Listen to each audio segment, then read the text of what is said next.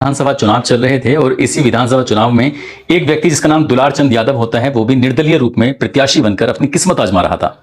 एक मंच से बातचीत कर रहा था, जनता को संबोधन कर रहा था और संबोधन के दौरान उसने कहा कि लालू प्रसाद यादव बिहार के चीफ मिनिस्टर हो सकते हैं, लेकिन टाल क्षेत्र का अगर कोई चीफ मिनिस्टर है तो मैं खुद हूं। दुलार चंद यादव ने जब इस तरह का ऐलान किया तो सभी लोगों ने जोरदार तालियां बजाकर उनका स्वागत भी कर दिया। हालांकि वो चुनाव जीत नहीं पाते, चुनाव हार जाते हैं। दुलार चंद यादव का साल 1980 से लेकर साल 1990 तक दबदबा रहा था अपने इस टाल इलाके में। चाहे वो लूट की घटना हो, हत्या हो, रंगदारी हो, इस तरह के लगभग 2 दर्जन से ज्यादा मुकदमे इस दुलार चंद यादव पर दर्ज भी हो गए थे। और अति पिछड़े हों या पिछड़े वर्ग हो या कई ऐसी जातियां हों, उसमें इस व्यक्ति का अच्छा खासा बोलबाला रहता था। जब जब ये व्यक्ति डकैती डाला करता था तब लाल रंग का एक कपड़ा अपने साथ लेके जाया करता था और डकैती डाला करता था। इससे पता चल जाया करता था कि दुलार चंद यादव के जो समर्थक हैं या फिर जो उसके साथ जो उसका गैंग है, उसने ये डकैती डाली है। फिर किसी की हिम्मत नहीं होती थी कि उस मामले में कोई हस्तक्षेप भी कर दे। ऐसे ही साल 1990 की बात है, बिहार में लोकसभा चुनाव चल रहे थे और बाढ़ लोकसभा से नीतीश कुमार अपनी किस्मत आजमा रहे थे।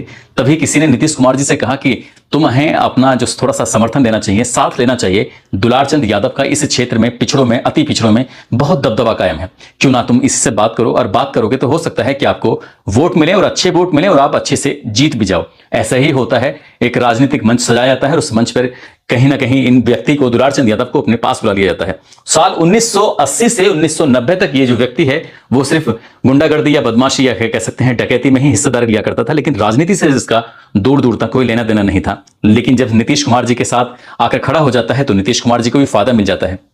वक्त आगे बढ़ रहा था, इस व्यक्ति ने कई बार निर्दलीय या फिर किसी पार्टी से कोशिशें की, लेकिन कभी ये विधायक नहीं बन पाता है दुलार चंद यादव। और ऐसे ही करते करते वक्त बीतने लगता है, वो हमेशा किसी न किसी पार्टी के समर्थन में जाकर जरूर खड़ा हो जाया करता था। साल 2025 में भी कुछ ऐसा ही था कि वो किसी के समर्थन में जाकर खड़ा हो जाता है और इसी बीच में उसकी हत्या हो जाती है। उस हत्या से बिहार ही नहीं बल्कि पूरे भारतवर्ष में दुलार चंद यादव की मर्डर को लेकर चर्चाएं चल रही हैं। और आज की इस कहानी के माध्यम से यही जानने की और समझने की कोशिश करते हैं कि आखिरकार दुलार चंद यादव का हत्या क्यों की गई, इसके पीछे की क्या वजह हो सकते हैं। आदाब, नमस्कार, सत श्री अकाल। मैं उस्मान सैफी। बिहार प्रदेश के जिला पटना में 14 विधानसभा क्षेत्र आते हैं और इन्हीं में से मोकामा विधानसभा है। और मोकामा विधानसभा इन दोनों बिहार चुनाव के साथ साथ सबसे ज्यादा अगर कहीं पर चर्चा हो रही है तो मोकामा विधानसभा की चर्चा हो रही है। और चर्चा इसलिए हो रही है कि 30 अक्टूबर 2025 की दोपहर लगभग 3 बजे के आसपास का वक्त रहा होगा। भदौर थाना है, लगता है भदौर थाने में एक सूचना पहुंचती है और ये बताया जाता है कि गांव तारातर और बसावंचक, इसके बीच में अनंत सिंह का काफिला गुजर रहा था।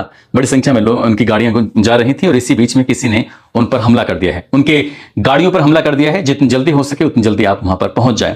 इस बीच पुलिस यहां पर इस इलाके में दौड़ने लगती है, भागने लगती है कि आखिरकार हुआ क्या है, कहीं ऐसा तो नहीं कोई बड़ा मामला ना हो जाए, क्योंकि अनंत सिंह अपने आप में बाहुबली हैं और उन्हें छोटे सरकार के नाम से जाना जाता है, पहचाना जाता है। इसी बीच में पुलिस वहां तक पहुंच पाती तभी घोसबरी थाना लगता है, वहां भी सूचना मिल जाती है कि ये तारतर गांव है, इसके यहां पर 2 पक्षों में मारपीट हो गई, झगड़ा हो गया है। जितनी जल्दी हो सके पुलिस को मौके पर भेज दीजिए, नहीं तो यहां पर बड़ा खून खराबा हो सकता है। एक तरफ तो चुनाव चल रहा है, दूसरी तरफ ये छोटे-छोटे झगड़े या बड़े झगड़ों की जब सूचनाएं पुलिस को मिलती हैं तो पुलिस की भी एक तरह से नींद हराम हो जाती है, उसके भी पहले तो जमीन खिसक जाती है, कहीं ऐसा ना हो कि बड़ा मामला हो जाए। पुलिस ने इस मामले को गंभीरता से लिया और गंभीरता से लेने के बाद पुलिस मौके पर पहुंच जाती है। जैसे पुलिस तारतर गांव में पहुंच जाती है, वहां जाकर देखती क्या है कि कई वाहनों के शीशे टूटे पड़े हैं, फूटे पड़े हैं और वहां की हाल देख के लग रहा था जैसे कि यहां से अभी कुछ देर पहले ही बहुत बड़ी झड़प हुई हो, जैसे किसी को मारने पीटने की कोशिश की गई हो। इसी बीच में एक गाड़ी के अंदर झांक कर जब देखा जाता है तो वहां पर एक लाश पड़ी हुई थी।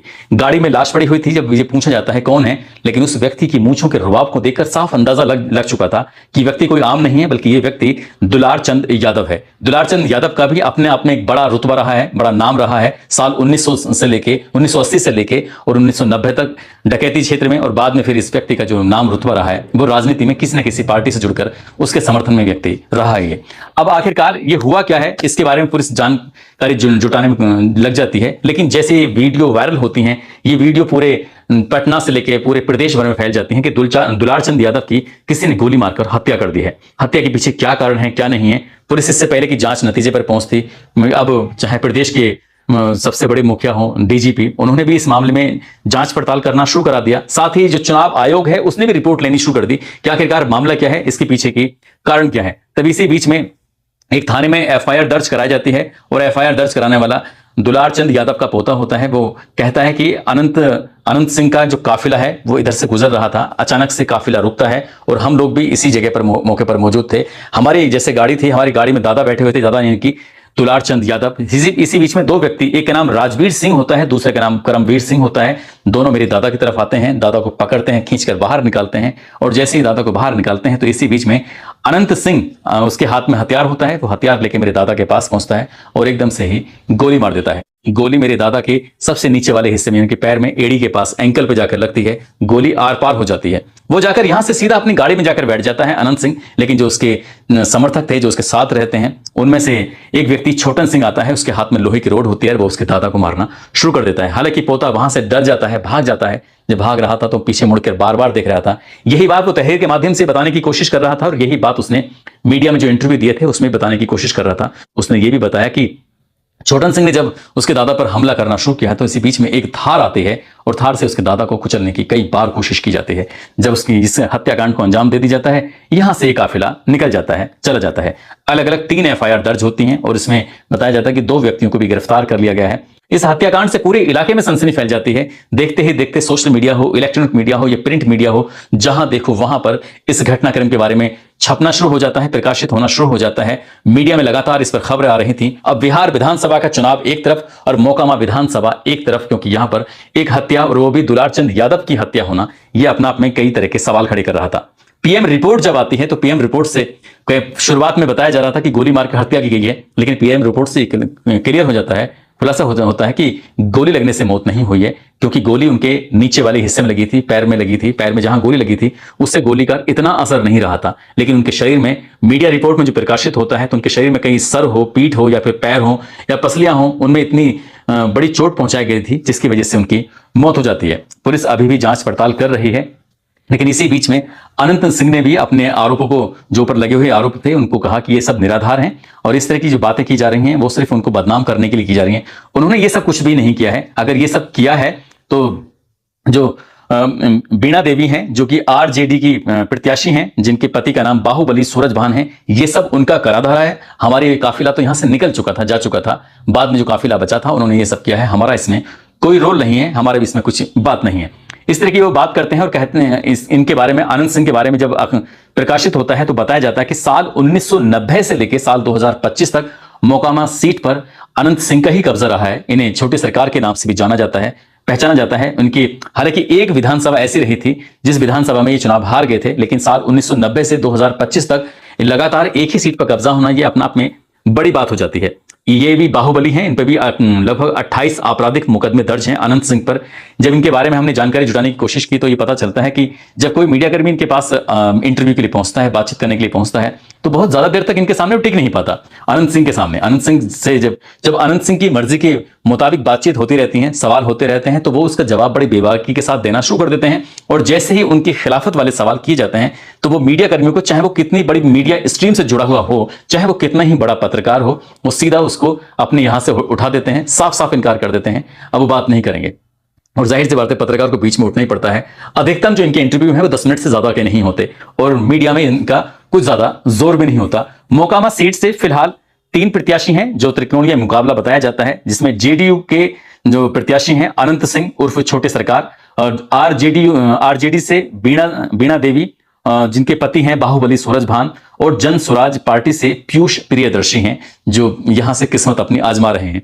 अभी जनता वोट करेगी, वोट के बाद फैसला होगा कौन जीतेगा कौन हारेगा। लेकिन अपने पक्ष में वोटर को करने के लिए और विधानसभा का इस चुनाव को जीतने के लिए सभी प्रत्याशी अपने अपने तरीके से कोशिश कर रहे हैं। लेकिन सबसे बड़ा जो चैलेंज है वो अनंत सिंह उर्फ छोटे सरकार के लिए है, क्योंकि जिसके पास ये सीट लंबे समय से रही हो और वो सीट फिसलती हुई दिखाई दे तो जाहिर सी बात है वो हाथ पैर तो मारेगा ही, छटपटाएगा भी। और शायद इसी वजह से ही ये जो दुलार चंद यादव हैं, भले ही चाहे वो आरजेडी की कोई सरकार बनाने के समर्थक रहे हों या कर रहे थे, लेकिन उनके मन में कहीं ना कहीं पीयूष प्रियदर्शी जो जन स्वराज पार्टी की प्रत्याशी हैं, वो उसके पक्ष में वोट मांगना चाह रहे थे। शुरुआत में ऐसे मीडिया रिपोर्ट से ही पता चलता है कि दुलार चंद यादव ये चाहते थे कि आरजेडी से जो टिकट मिले वो पीयूष प्रियदर्शी को मिलना चाहिए, लेकिन पीयूष प्रियदर्शी को टिकट मिलता नहीं है, बीणा देवी को टिकट मिल जाता है। इसलिए वो आरजेडी के भले ही समर्थक हों, लेकिन मांग रहे थे वोट, या फिर उनके लिए प्रचार प्रसार कर रहे थे जन स्वराज पार्टी के प्रत्याशी पीयूष प्रियदर्शी के लिए। और ये बात कहीं ना कहीं हो सकता है कि अनंत सिंह